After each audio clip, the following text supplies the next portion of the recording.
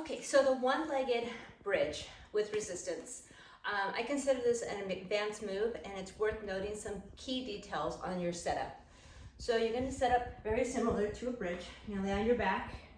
Your hips are level. You're going to have your core engaged, and you can have your heels back so that you can almost touch them with your fingertips. Okay, so from here, you're going to lift your hips, and your hips are off the ground, right? And you're going to extend a leg. Now, what you do with this leg, it doesn't matter. You can have it slightly bent, out, or up. The main thing is that it's all in your other hip. Your heel is down. Okay, so the key thing to recognize here is that if you look down at your hips need to be level. The tendency, if you have one hip or some type of imbalance in your hips, they will not be level, and you just need to pay attention to that. So try that first before you have a lot of weight. Look down at your hips and make sure that they are both level. Again, you don't want one hip rotating.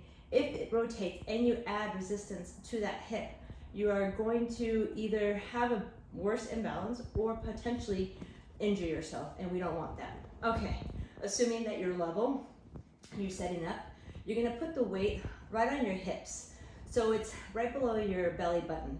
And the reason for that is you want the resistance to come where it's straight over your hips. You don't want it on your belly. You want it lower down.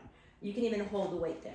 So then to start, you're gonna shift your weight over and then notice the imbalance. You might even notice it more, and you're gonna drop your hips about an inch or two and then reach as high as you can with your hips and reach up and push the weight up and lower and going up.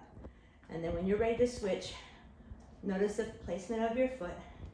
Again, whatever you do with this other leg doesn't matter.